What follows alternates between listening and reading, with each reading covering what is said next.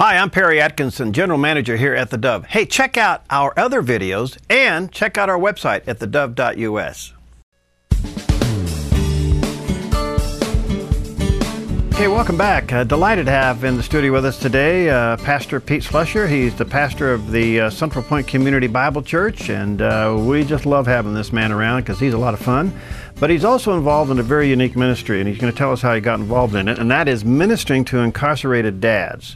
That's something you didn't wake up to do. You got kind of called into it. What happened? Well, again, I have a good friend of mine who actually was let go from a church.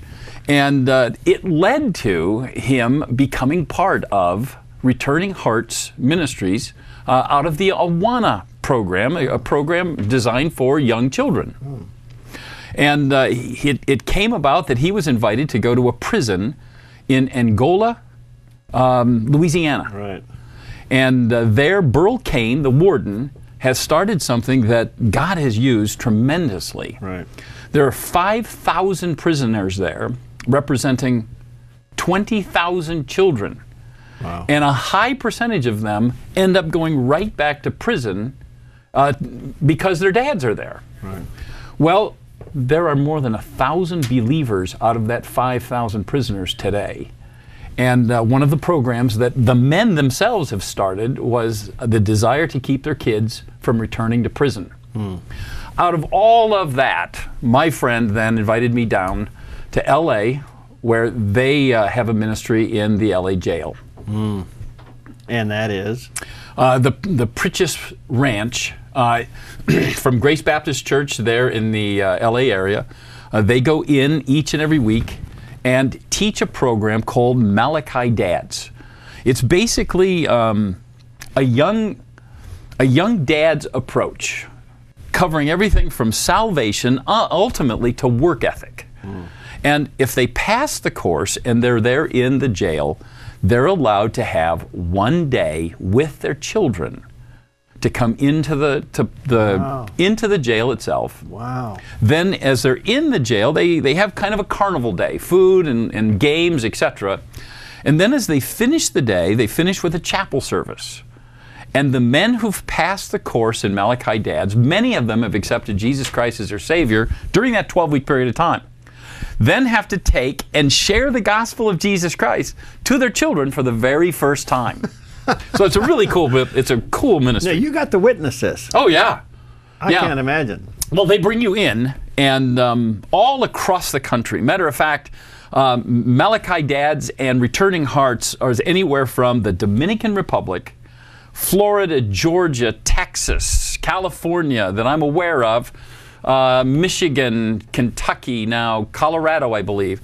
And as they're growing, many of the prisons are seeing that it's cutting down on prison violence, it's cutting down on gang violence, and Jesus Christ is having a monstrous impact in the prison.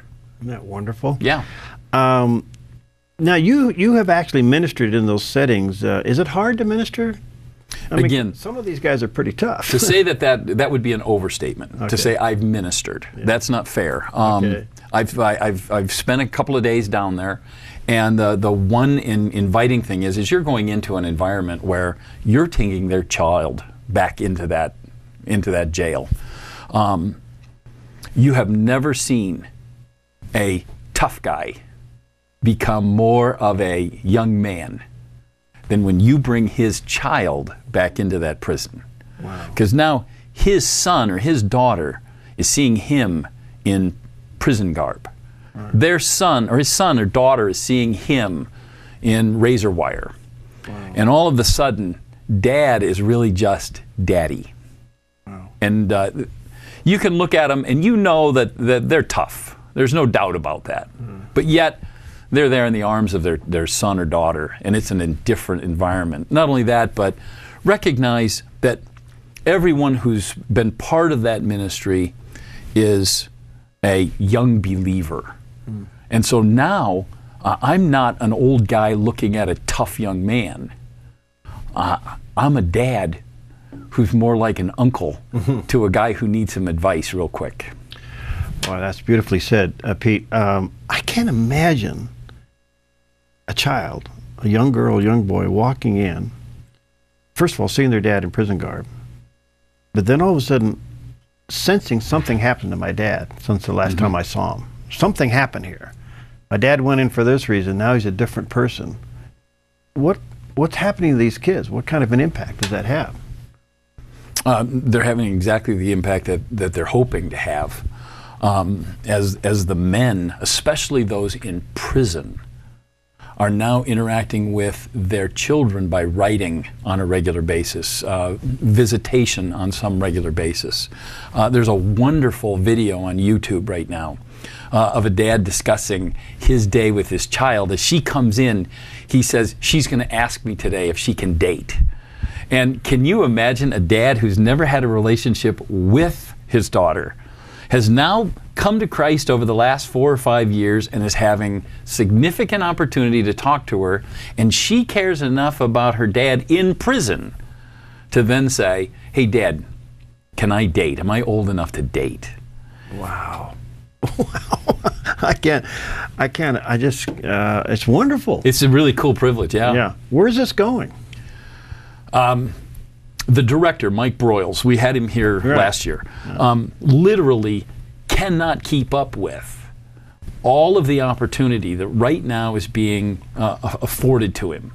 Texas has just opened up every prison to Malachi dads. Really?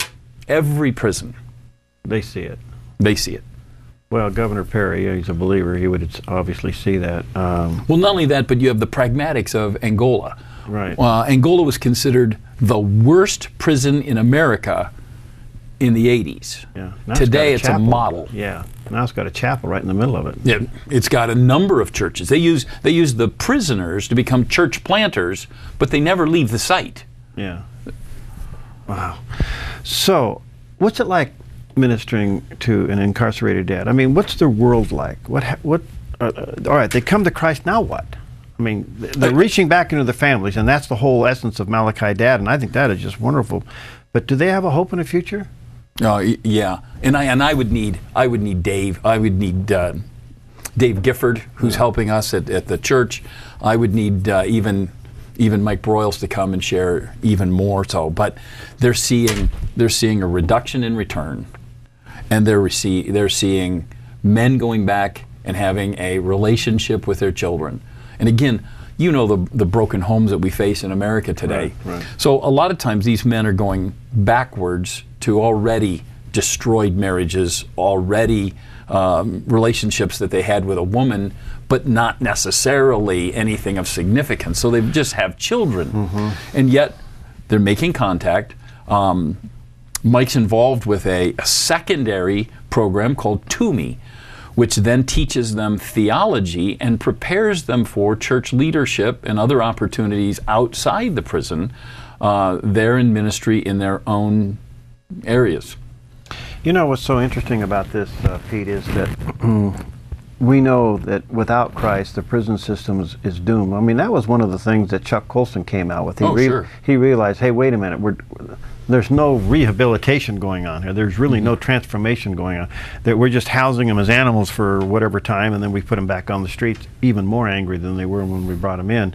So a relationship with Christ is the ultimate answer. So it sounds like to me that there is a openness in the prison system to say, all right, let's give this a try, because what we're doing is not working. Sure. And the amazing thing is when you really take a look at it, it's starting from the point of the prisoner. In Burl Cain, the warden, as he saw transformation, he's given leadership of much of this over to the prisoners themselves. The prisoners then sought out Awana. The prisoners themselves began to write some of this material. The Southern Baptists have, I think, a study center there on the grounds where they continue on in education, bringing these guys even greater maturity in Christ. What was it like for you the first time you went in? Again, anybody who's not been in jail, you're going through one locked door after another locked door after another locked door, and where someone who works there every day may find that as a normal work environment. None of us would ever find that as a normal environment. Yeah. Was it scary? No, when you have a 10-year-old boy sitting next to you on a bus. So you were escorting the boy in. Yeah, yeah. So is that what you guys do? You escort the child in to meet you're given a partnership. Okay, I didn't get that part. So you're the uncle. Yeah, I'm the uncle all day long. So I come in, and the child and I are standing together. And the dad is on the other side of the grounds in which we're in, and they call each and every dad and child together so that they then can have a chance to meet in the middle. Wow. And so you go through anywhere from 40 to 80 men who have had a chance to see their child from the first time as they're looking 100 yards across the field. Wow. And then the union is kind of cool. Are they allowed any time alone? No, that's why the uncle's there. Okay. They have some strict protocol that they have to obey. You know, you don't want anything passed by, or you don't want it to be used negatively.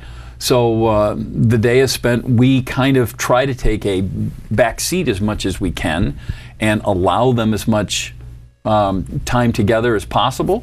And yet, we have to be aware of the contact and the conversation.